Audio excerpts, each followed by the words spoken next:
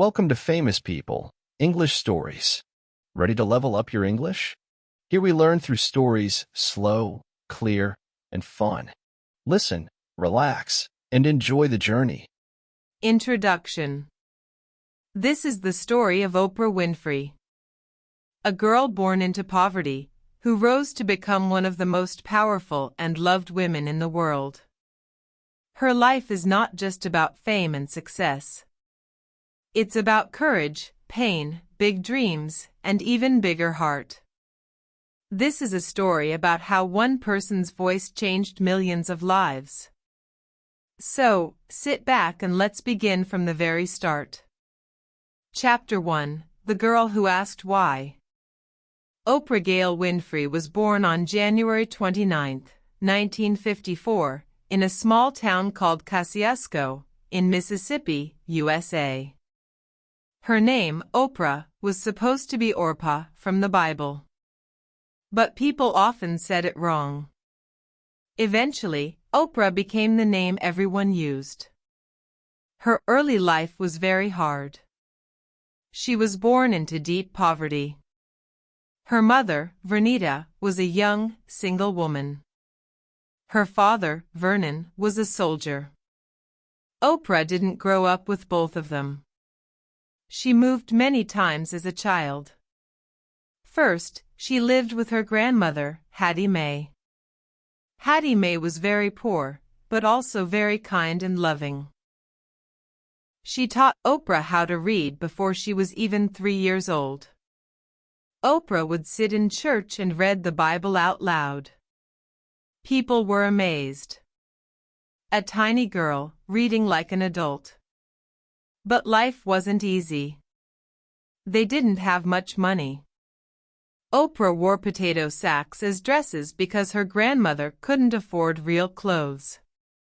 She felt different. Poor.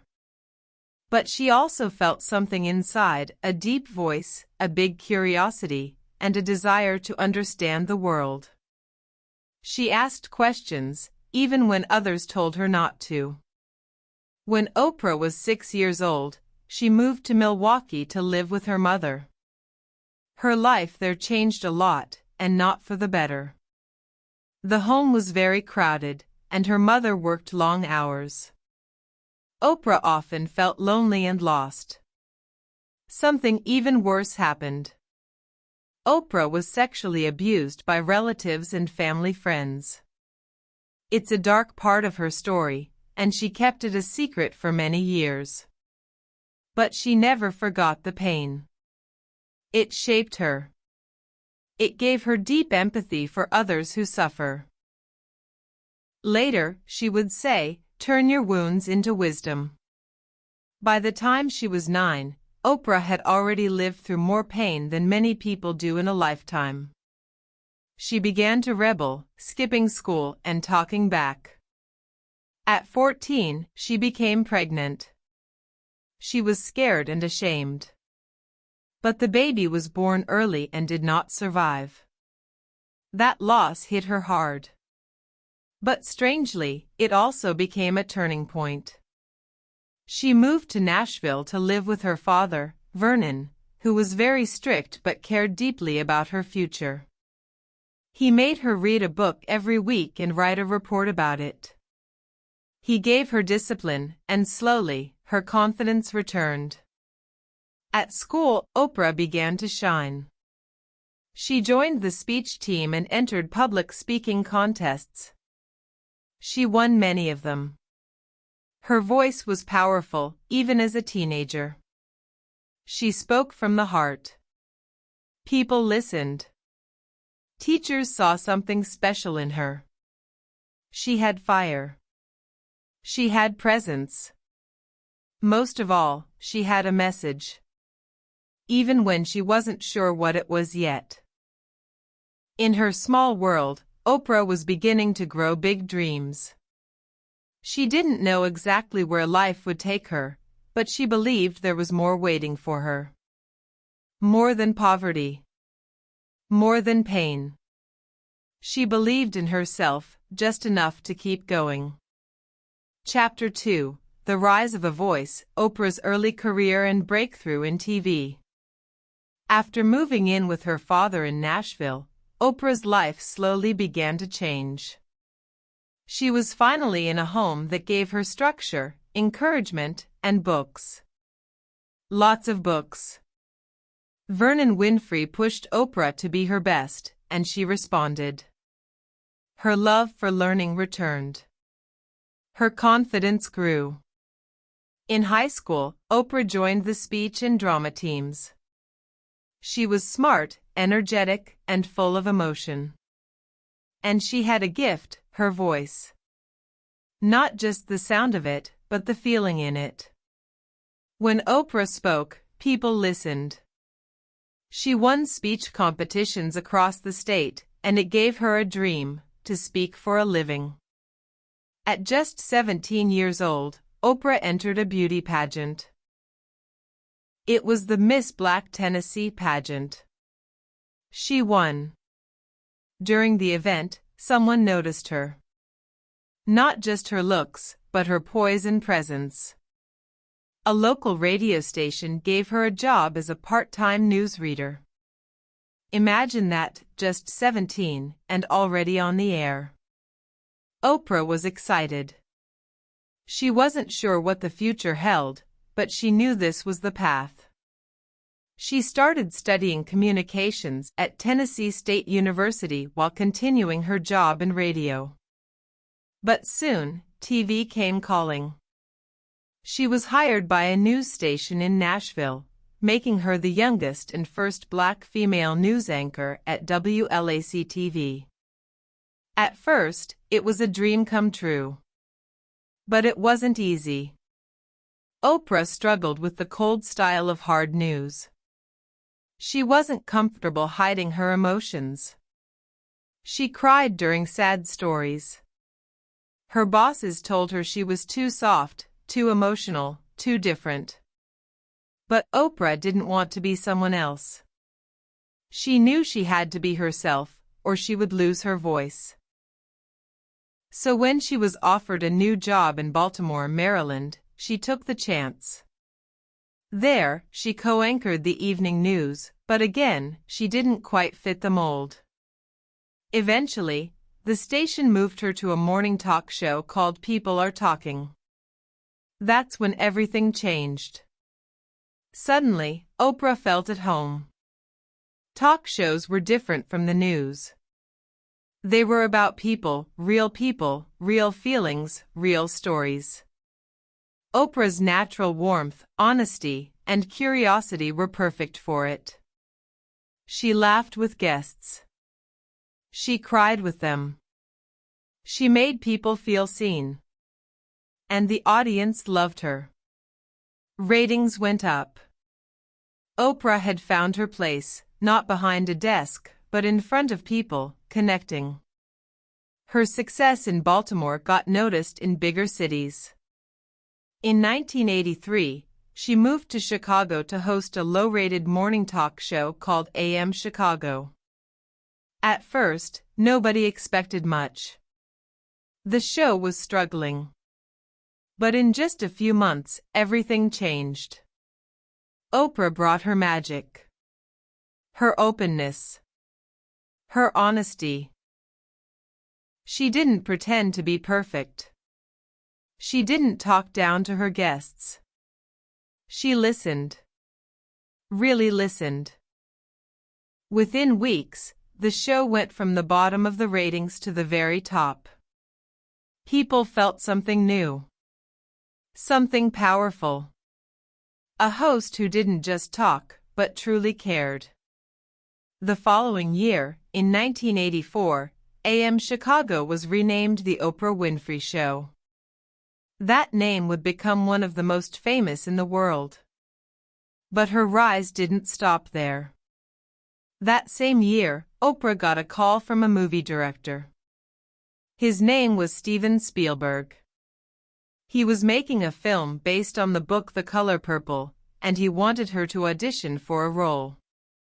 Oprah had never acted before. She was nervous. She had no training. But she had something more important: truth. She gave everything to the role. She played Sophia, a strong, brave woman who wouldn't be broken. Her performance was so powerful, it earned her an Oscar nomination for Best Supporting Actress. The movie made her a star. And yet, she never lost her roots. She kept returning to her talk show. That was where her heart was. That was where her voice lived. By the mid-1980s, Oprah Winfrey was no longer just a local host. She was a national force. She had turned a tiny show into a ratings giant.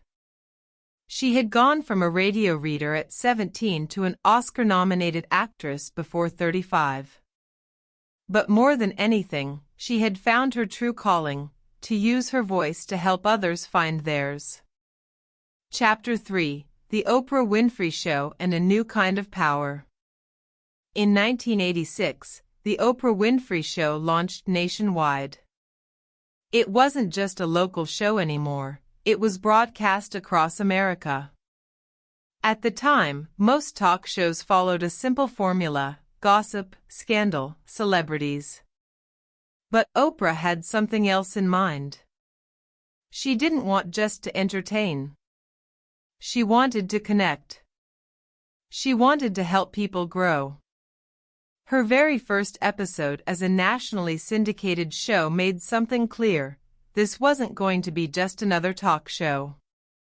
Oprah spoke from the heart. She asked the questions people were afraid to ask. She didn't hide behind fame or image. She was open about her past, her pain, her struggles with weight, with self-worth, and even with money. She told the truth, and people loved her for it. Every day, millions of Americans tuned in. Her guests weren't always famous. Often, they were everyday people, survivors, dreamers, fighters. Oprah let them speak. She made them feel seen. Her show became a place where hard conversations could happen, and where people could heal. She talked about racism, abuse, addiction, mental health, and love, all on national TV. She also introduced something new to talk shows: spirituality and self-help.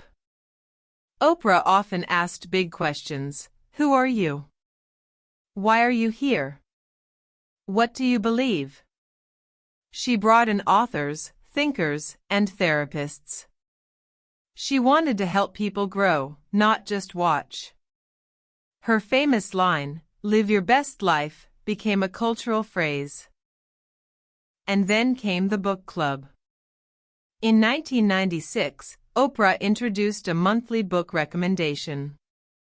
She chose books she loved, books with deep meaning. What happened next was amazing. Books that used to sell a few thousand copies suddenly sold millions. Unknown authors became bestsellers overnight. Why? Because Oprah said, "Read this." And people listened. It wasn't just a book club. It was a movement. She made reading cool. She made learning powerful.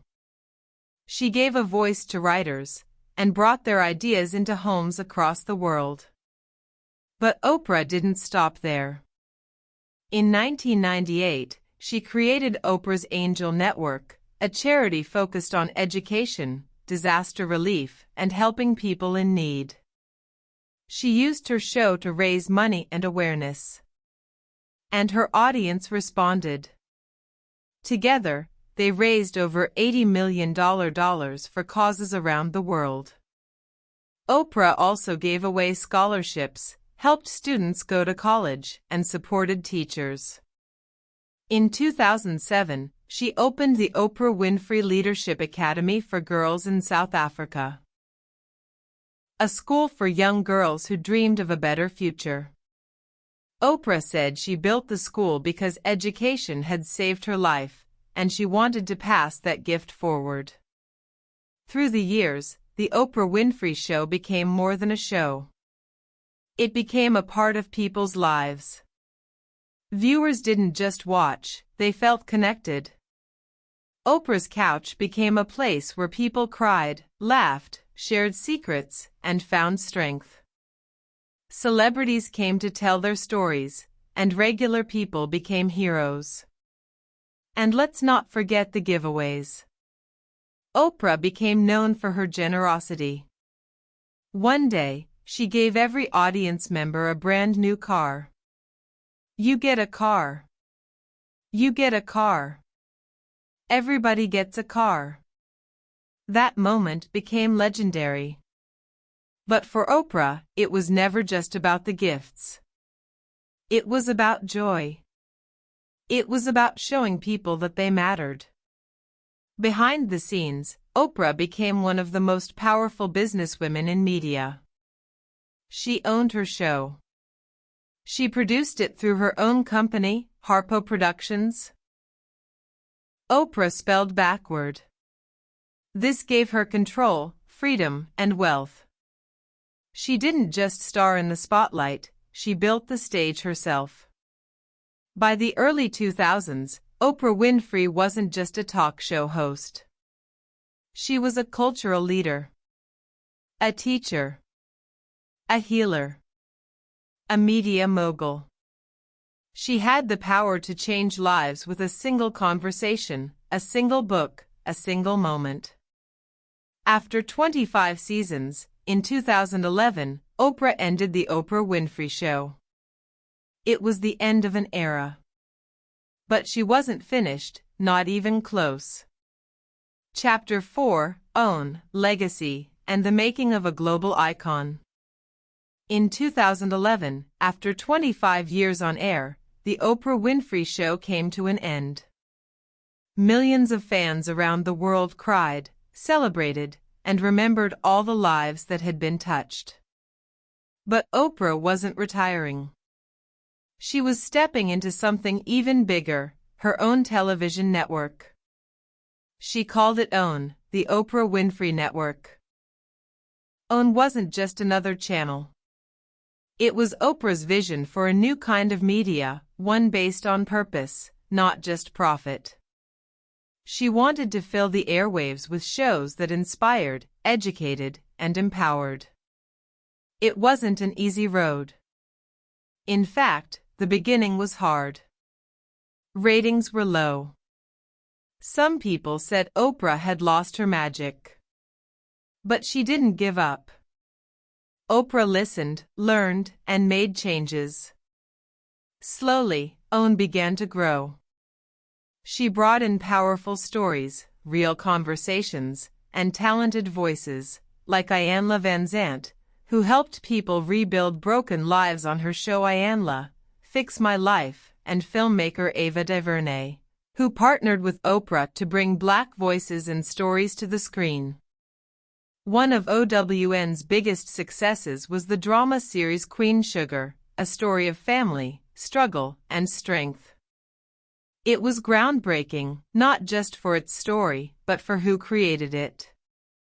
Oprah and Ava hired only women to direct the show. It was a bold move in an industry often dominated by men. But it worked.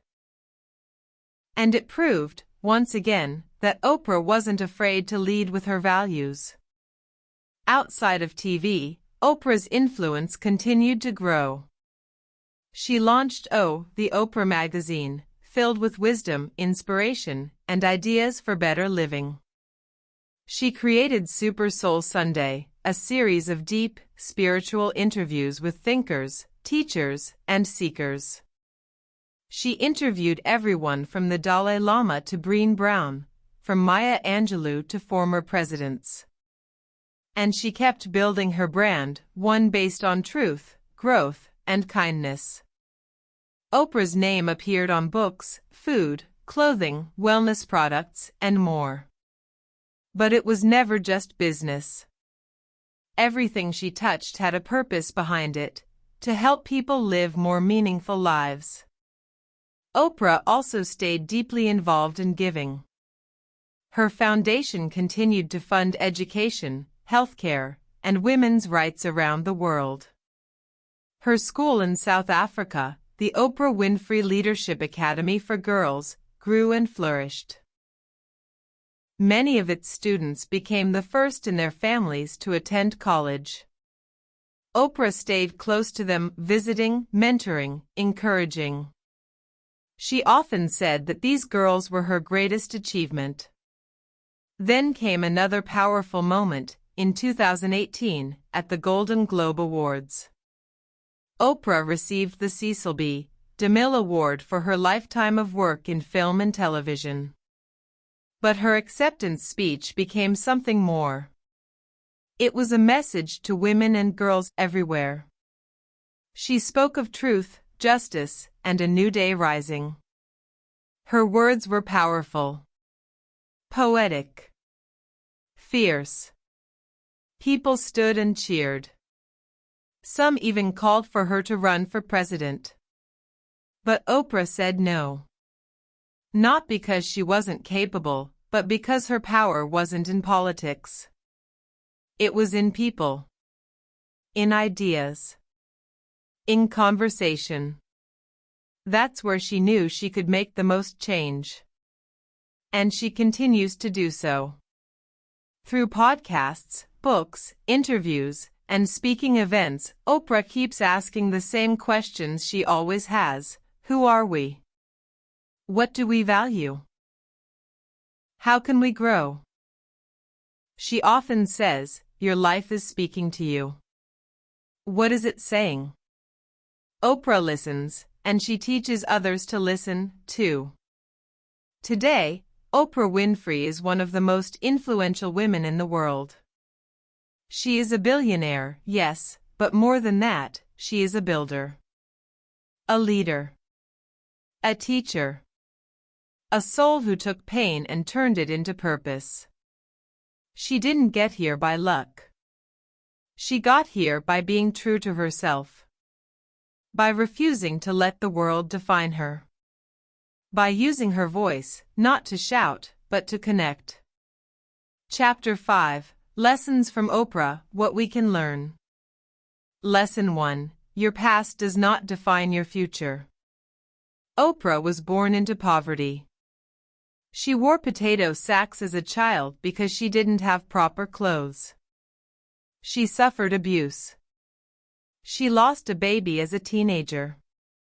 Most people would have given up. But Oprah didn't.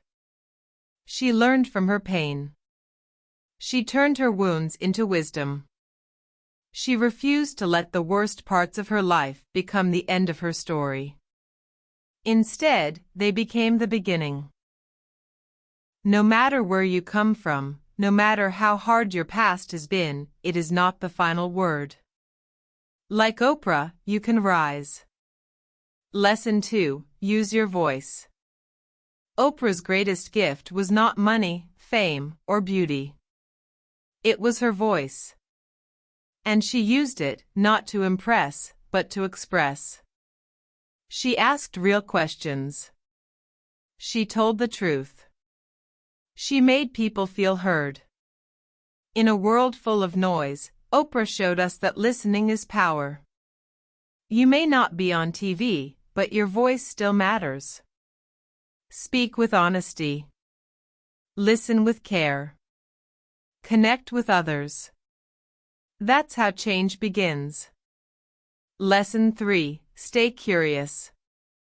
From a young age, Oprah asked, why? Why do things happen? Why do people feel pain?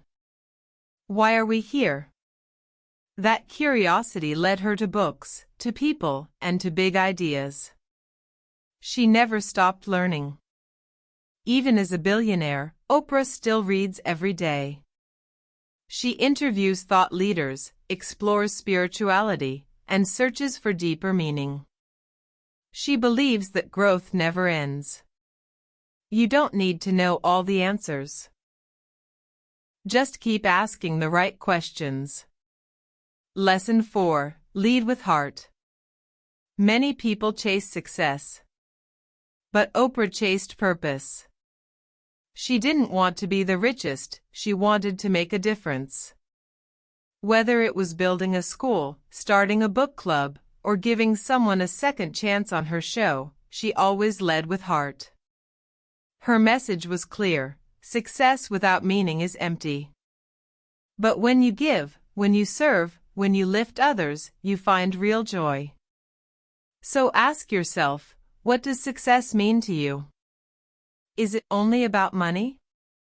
Or is it about impact? Lesson 5. Own your story. For years, Oprah hid parts of her life, her trauma, her shame, her fears. But when she began to share, something beautiful happened. People related to her. They saw themselves in her.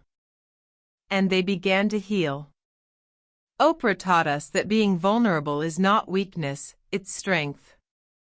By telling your story, you can help someone else feel less alone.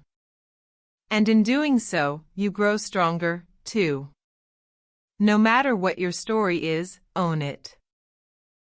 Speak it. And let it empower others. Lesson 6. Keep evolving. Even after the Oprah Winfrey Show ended, Oprah kept growing. She launched a network. She produced films. She started podcasts. She gave speeches that moved the world. She could have stopped. But she didn't. She kept evolving, because life is about becoming, not just achieving.